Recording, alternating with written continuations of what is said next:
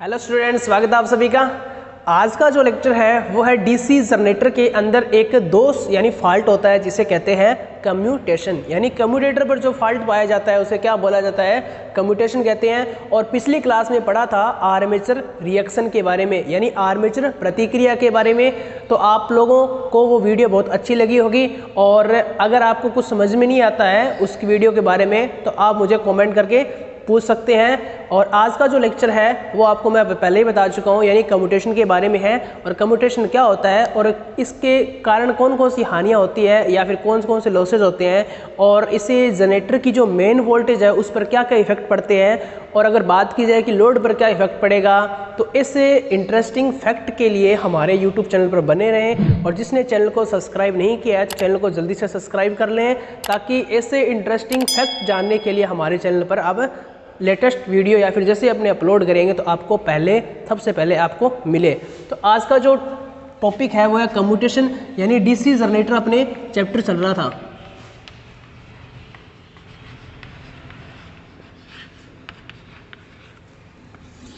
DC generator के अंदर आज का जो टॉपिक है वो है कम्यूटेशन।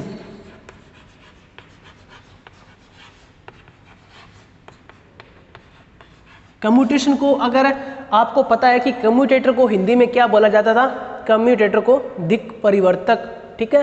और यहाँ पर अगर बात करें कम्यूटेशन को क्या बोलेंगे तो दिक् परिवर्तन, ठीक है। दिक् परिवर्तक और दिक् परिवर्तन, ठीक है। मैं बता दूंगा कि दिक् परिवर्तन क्यों बोला गया, किस चीज़, ऐसा क्या शब्द है जिसके कारण क्या हो रहे हैं, परिवर्तन नाम शब्द आ रहा है। तो मैं आपको बताऊंगा दिक् परिवर्तन,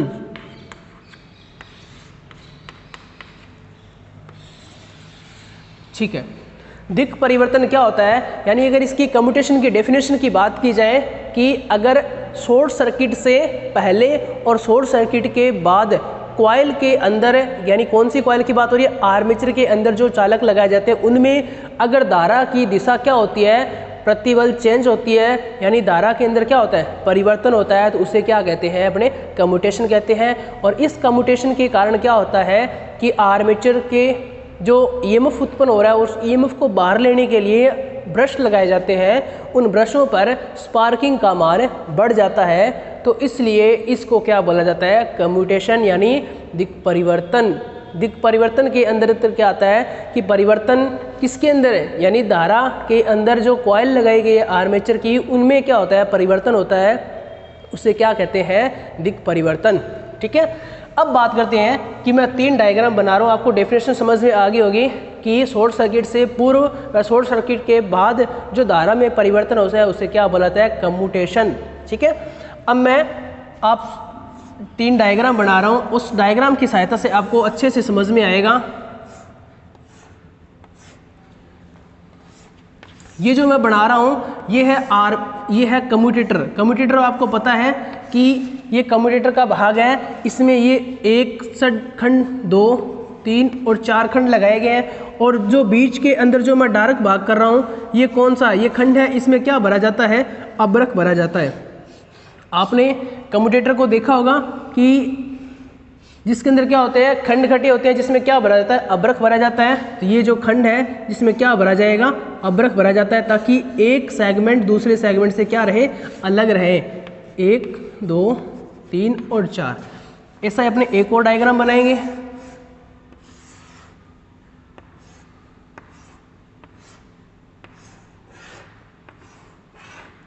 यानी अपने को 3 डायग्राम बनाने हैं और तीनों के अंदर इसको नामांकित कर देना है, पहला खंड, दूसरा और तीसरा और चौथा, ठीक है। ये किस प्रकार का खंड है मैं आपको बता दूं कि आपने कम्यूटेटर को देखा होगा। कम्यूटेटर के अंदर क्या होता है, इस तरीके से खांचे कटे रहते हैं जिनके अंदर क्या भरा जाता है, अब्रक है, और यहाँ पर क्या लगता है, कार्बन ब्रश लगता है। यहाँ से एक टर्मिनल मिल जाता है, मान लेते हैं यहाँ से पॉजिटिव मिल गया, और इस कार्बन ब्रश से क्या मिल गया, यहाँ पर नेगेटिव मिल गया, ठीक है। तो ये जो खंड है मैंने इस तरीके से दर्शाए गए हैं। अब बात करते हैं कि यहाँ पर मैं लगा देता हूँ कॉइल। ये जो मैं लगा रहा हूँ ये है आर्मेचर के चालक, यानी आर्मेचर के जो चालक है वो है, और यहाँ से क्या होती है, सोल्डरिंग की हुई है। ये वाला जो भाग है वो क्या कहलाता है, यहाँ पर राइजर कहलाता है, क्योंकि कम्यूटेटर पर जो आर्मेचर के जो चालक होते हैं उनको जोड़ने वाला जो भाग यानी मध्य का भाग होता है उसे क्या कहते हैं, राइजर कहते हैं। और यह राइजर वाला भाग क्या है, ये है, क्योंकि यहाँ पर क्या है, आर्मेचर कॉइल जोड़ी गई है। और तीनों जो कॉइल है उसको मैं नाम दे देता हूँ, ए कॉइल, बी कॉइल, सी कॉइल। सेम इसी से सीक्वेंस से कॉइल नंबर 1, 2 और 3, सेम सीक्वेंस से 1, 2 और 3। ये कौन सा भाग है, राइजर, जहां पर कम्यूटेटर पर सोल्डरिंग की गई है। आर्मेचर के चालक है यहाँ पर क्या हो रहे हैं, जुड़ रहे हैं, यानी कम्यूटेटर के अंदर धारा पहुंचाने के लिए आर्मेचर के चालकों की सोल्डरिंग की जाती है कम्यूटेटर पर, उसको क्या बोलता है, राइजर कहा जाता है। अब पहला जो सीक्वेंस मैं लगाता हूँ कि ब्रश का जो मान है, पहले जो ब्रश है वो 3 नंबर सेगमेंट पे है। ये किसको दर्शा रहा है, ब्रश को, ठीक है, ब्रश। ये क्या है, कार्बन ब्रश। कार्बन ब्रश कहाँ लगाए जाते हैं, कम्यूटेटर के ऊपर। इसका काम क्या होता है कि आउटपुट में धारा प्राप्त करने के लिए या फिर वोल्टेज प्राप्त करने के लिए। और दूसरा डायग्राम मैं बना देता हूँ आपको। ये डायग्राम एक जैसे लगेंगे बट एक जैसे है नहीं है, इसके अंदर कुछ भिन्न भिन्न है। ये क्या लगाया गया है, कार्बन ब्रश।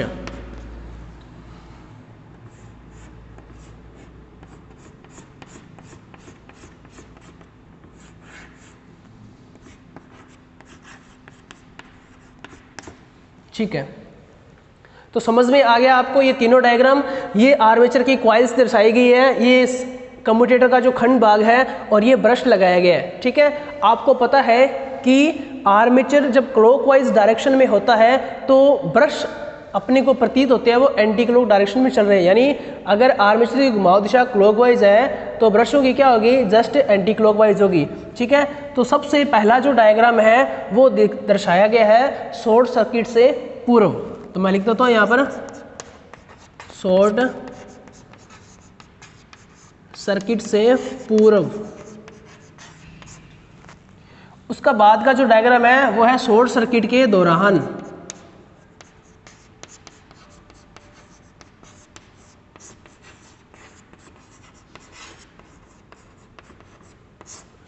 और ये जो डायग्राम है शॉर्ट सर्किट के पश्चात है।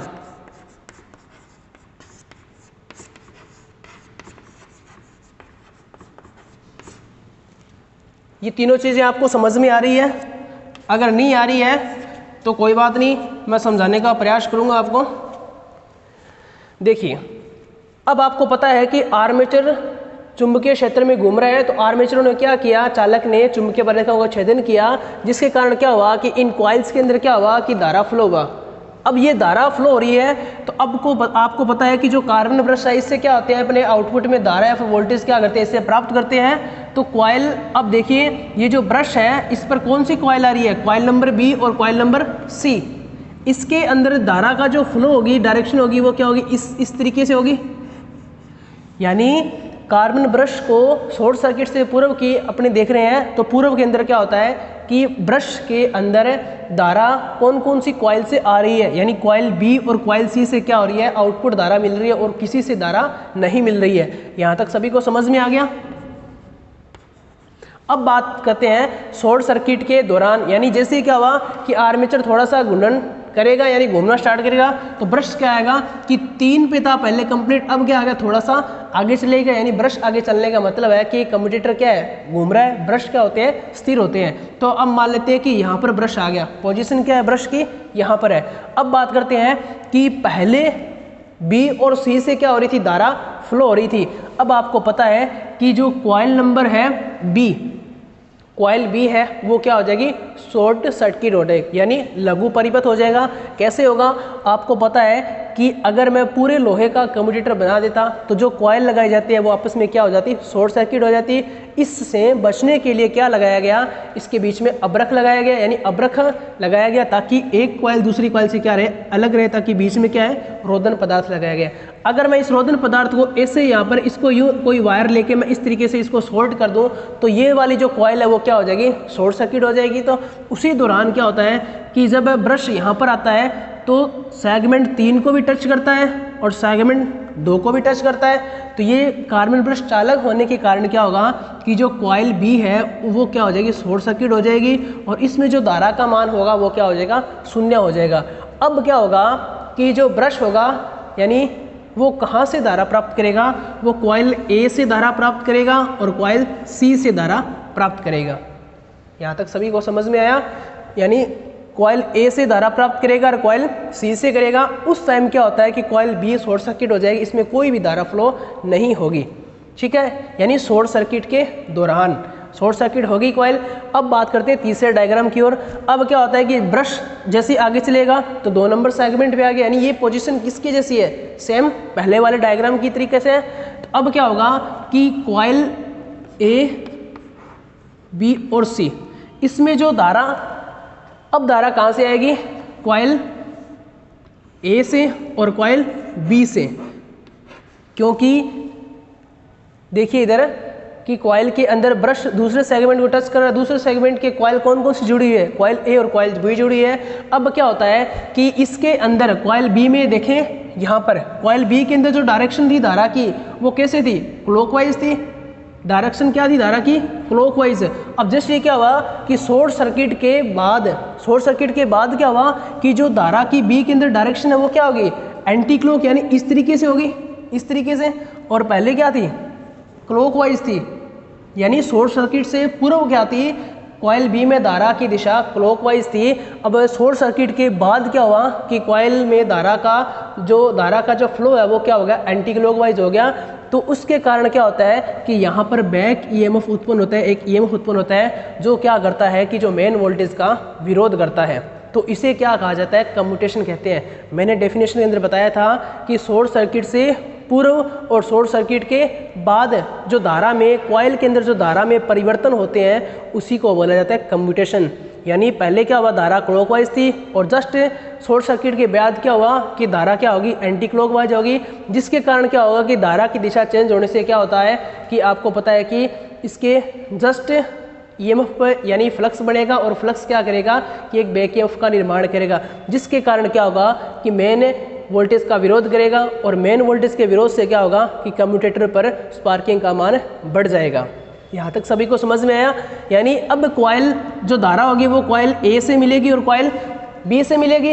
अब उससे थोड़ा सा जस्ट पहले जाते हैं, यानी इस डायग्राम में देखें कि कॉइल सी क्या कर रही थी, धारा फ्लो कर रही थी और जैसे क्या हुआ कि ब्रश क्या आया, 2 नंबर सेगमेंट पे आया, तो क्या होता है कि कॉइल सी के कुछ इलेक्ट्रॉन क्या होते हैं कि निकल जाते हैं, यानी धारा फ्लो यानी इलेक्ट्रॉन क्या है आ रहे थे और ब्रश यहाँ से कॉइल सी से तो क्या हुआ, इलेक्ट्रॉन निकल गए, पर ब्रश क्या हुआ कि जस्ट जैसे क्या हो गया आगे हो गया, तो ये इलेक्ट्रॉन यहाँ से निकले हुए क्या करते हैं कि इस पे ब्रश के यानी पीछे पीछे क्या करते हैं कि इसके ऊपर आने का क्या करते हैं, प्रयास करते हैं, यानी ब्रश पे आने का प्रयास करते हैं और वायु मार्ग से होते हुए क्या होते हैं कि वो कूद जाते हैं। और कूदने के कारण क्या होता है कि वायु यानी धूल मिट्टी कण या फिर अन्य वायु के कणों से या घर्षण करने से क्या होता है कि इलेक्ट्रॉन सब घर्षण करते हैं, तो क्या होती है वहाँ पर स्पार्किंग उत्पन्न होती है।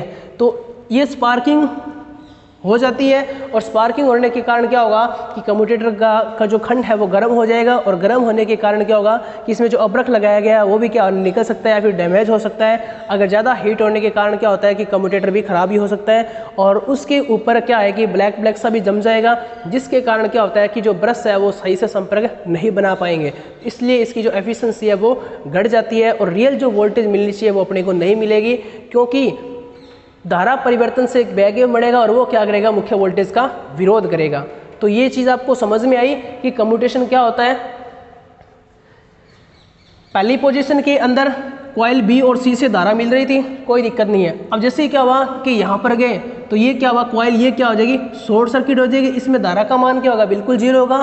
तो कॉइल सी और कॉइल ए के आगे धारा फ्लो करवाएंगे। अब जैसे क्या होगा कि सेगमेंट 2 नंबर पे आया तो क्या होगा कि इसमें जो धारा की डायरेक्शन है वो क्या हो जाएगी, एंटी क्लॉक हो जाएगी शॉर्ट सर्किट के पूर्व की अपेक्षा। तो क्या होगा कि धारा परिवर्तन से क्या होगा कि उसमें फ्लक्स परिवर्तन होगा, फ्लक्स से क्या बढ़ेगी वोल्टेज, जिसके कारण क्या होगा कि मेन वोल्टेज का विरोध करेगा, जिसके कारण क्या होगी यहाँ पर ब्रशों पर स्पार्किंग होगी। और जैसे क्या होगा कि पहले शॉर्ट सर्किट के दौरान कॉइल सी से क्या मिल रही थी, धारा मिल रही थी और जैसे क्या हुआ कि कुछ इलेक्ट्रॉन यानी धारा आ रही थी और ब्रश क्या हुआ कि आगे चला गया, तो धारा आती रहेगी, तो क्या होता है कुछ इलेक्ट्रॉन कॉइल सी से पहले ही निकल जाते हैं और वो निकलने के बाद क्या होते हैं कि ब्रश पे आने का प्रयास करते हैं, जिसके कारण क्या होता है कि वो हवा में कूद जाते हैं, जिसके कारण क्या होता है यहाँ पर स्पार्किंग पैदा होती है। तो इसी को बोला जाता है कम्यूटेशन। आपने देखा होगा जब किसी भी डीसी मशीन जैसे कि ड्रिल वगैरह आप चलाते हो या मिक्सर चलाते हो, तो उसमें देखा होगा कि कम्यूटेटर यानी ब्रशों पर क्या हो रही है, स्पार्किंग हो रही है। तो किस कारण से होती है, वो होती है कम्यूटेशन के कारण। ठीक है, तो यहाँ तक सभी को समझ में आया। इसका आप सभी एक बार स्क्रीनशॉट ले लीजिए। ठीक है, अब बात करते हैं कि इसको दूर करने के कौन कौन से उपाय अपने कर सकते हैं। तो सबसे पहले मैं बात करूंगा कि दूर करने के उपाय।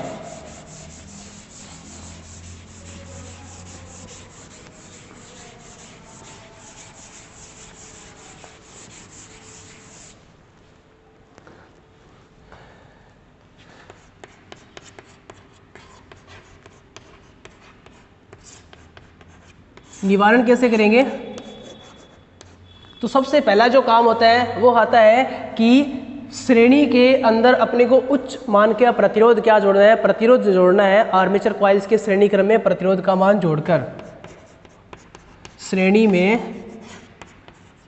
प्रतिरोध जोड़कर, कौन सी कॉइल में, आर्मेचर वाइंडिंग में। कैसे जोड़ेंगे कि मैंने इस तरीके के बताया था कि यहाँ पर इस तरीके सेगमेंट लगाए गए थे, ये जो कॉइल आ रही थी और इसके अंदर ये कॉइल थी। यहाँ पर क्या जोड़ देंगे अपने रेजिस्टेंस, इस तरीके से,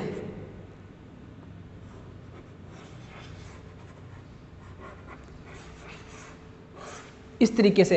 यानी कॉइल के श्रेणीक्रम में क्या जोड़ना है, आपको रेजिस्टेंस जोड़ना है। यानी अगर आपको दिखाई नहीं दे रहा तो मैं इस बड़े पैमाने पे दिखा देता हूँ आपको कि जिस तरीके से जो कॉइल होती है इस तरीके से चलती है, तो यहाँ पर आपको क्या जोड़ना है कि इनके बीच के अंदर रेजिस्टेंस क्या है, ऐड कर देना है। जिसके कारण क्या होगा कि जो धारा के अंदर जो परिवर्तन होता है तो वो क्या होगा, थोड़ा सा लेट होगा, क्योंकि रेजिस्टेंस के कारण क्या होता है धारा के अंदर परिवर्तन क्या होगा, बहुत धीरे धीरे होगा और इतने में क्या होगा, ब्रश आगे वाली कॉइल पे चला जाएगा। तो इसलिए अपने आर्मेचर के कॉइल्स होती है उसको श्रेणी क्रम में अपने रेजिस्टेंस लगाकर कम्यूटेशन के मान को अपने कम कर सकते हैं। अब बात करते हैं 2 नंबर विधि के बारे में। दूसरी जो विधि है वो यह बताती है कि उच्च प्रतिरोध वाले कार्बन ब्रश उपयोग करके,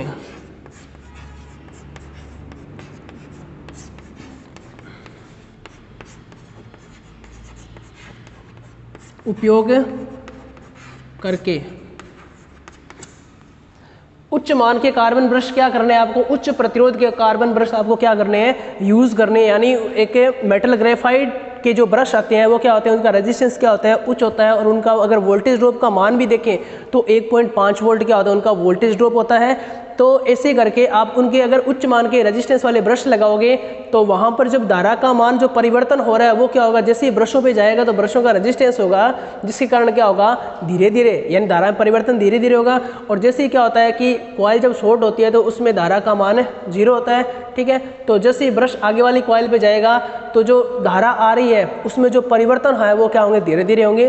तो यही बात यहाँ पर लागू होती है कि परिवर्तन वाली कि जितना कम परिवर्तन होगा उतनी ज़्यादा क्या होगा, कम्यूटेशन का मान है जितने क्या होगा, कम होगा। और कम करने के लिए अपने क्या पहला विधि अपनाई थी कि आर्मेचर के श्रेणीक्रम में प्रतिरोध लगाकर और कॉइल के भी, ठीक है, आर्मेचर की जो कॉइल है उसमें श्रेणीक्रम में रेजिस्टेंस लगाकर या फिर अपने उच्च मान के प्रतिरोध वाले कार्बन ब्रश यूज करके। अब तीसरी बात आती है कि अंतः ध्रुव का क्या करके उपयोग करके, अंतः ध्रुव यानी इंटरपोल, लपेट,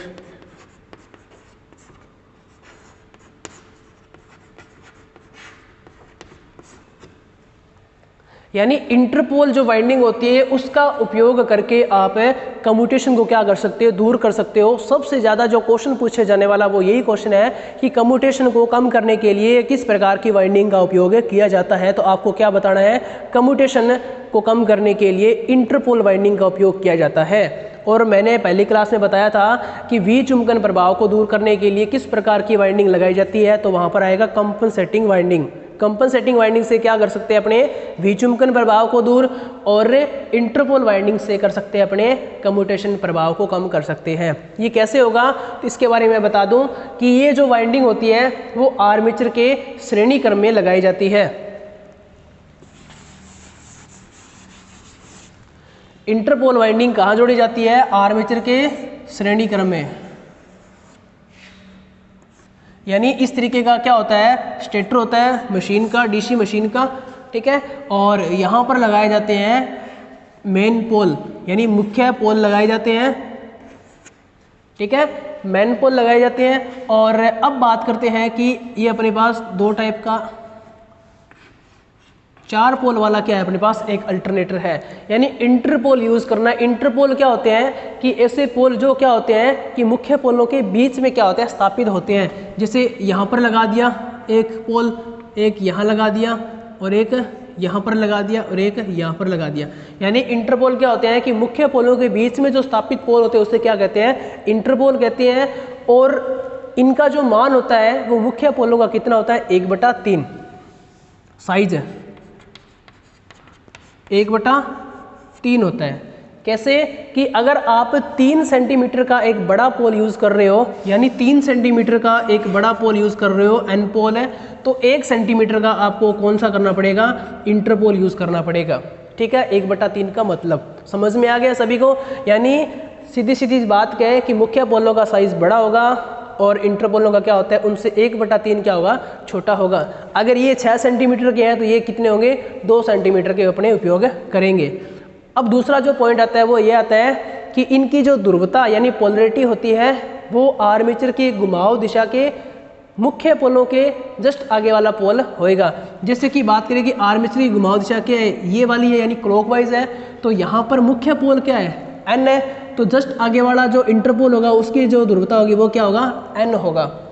और एस है तो एस के छोटे इंटरपोल के अंदर क्या होगा, एस पोल होगा।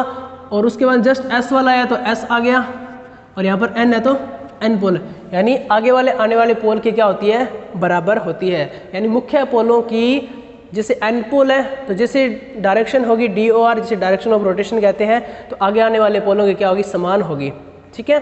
और इसे 1/3 भाग क्या लगाया जाता है, मुख्य पोलों का।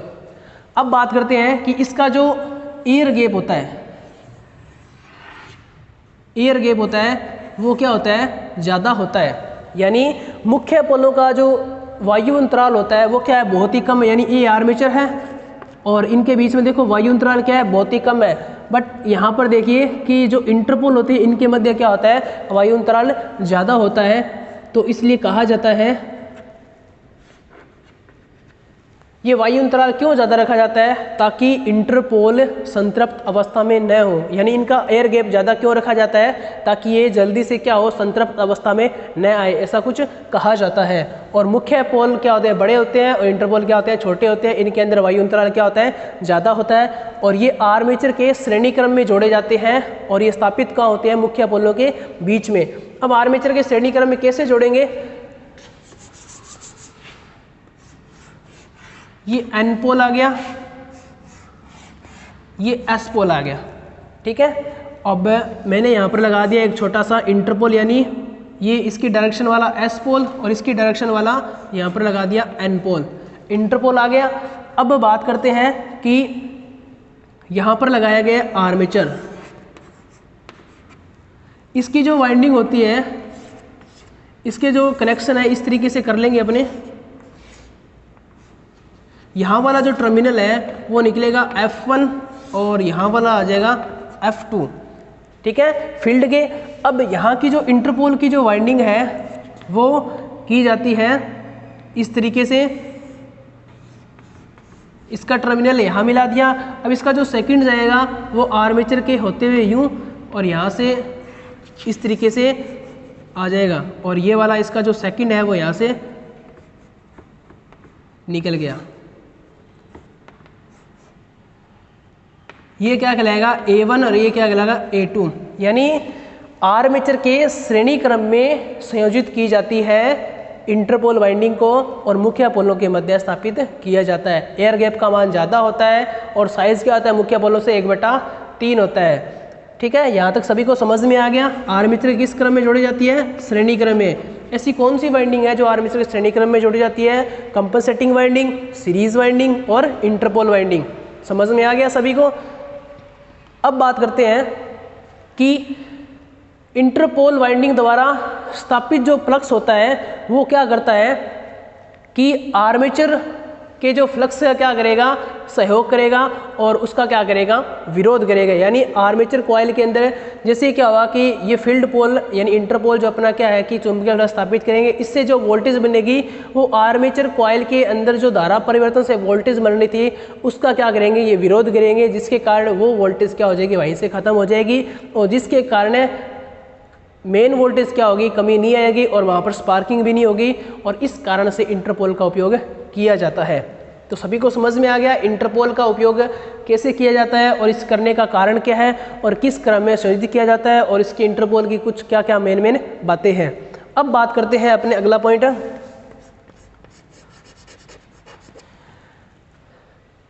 लास्ट पॉइंट है कि कंपनसेटिंग वाइंडिंग से अपने क्या कर सकते हैं, इस दोष को दूर कर सकते हैं, यानी प्रतिकारक लपेट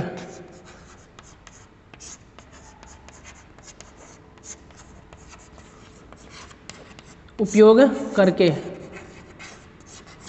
ठीक है, और उसके बाद अपने जो लास्ट पॉइंट बचता है वो है कि लोड का मान कम करके।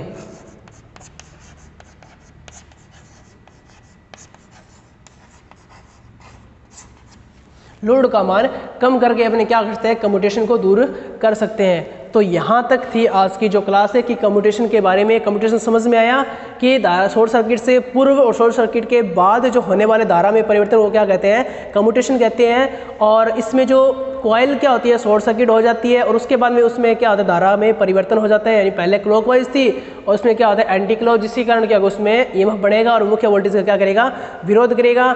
और जैसे क्या होता है कि यहाँ पर जो ब्रश था, स्टड था, जिस सी कॉइल से धारा आ रही थी, जैसे आगे जाएगा तो सी कॉइल से जो इलेक्ट्रॉन निकल चुके थे वो क्या है, ब्रश बनाने का प्रयास करेंगे, जिसके कारण वो खामोश रह जाएंगे और ब्रश क्या होगा, आगे निकल जाएगा, जिसके कारण क्या होगी, ब्रशों के बैक साइड में क्या होगी, स्पार्किंग होना स्टार्ट हो जाएगी। इस प्रकार के प्रभाव को दूर करने के लिए अपने निम्न जो बातें पढ़ी कि उच्च श्रेणी क्रम में कॉइल का होती है, उसके श्रेणी क्रम में रेजिस्टेंस का मान जोड़कर, और सेकंड बात पढ़ी कि उच्च प्रतिरोध वाले कार्बन ब्रश उपयोग करके।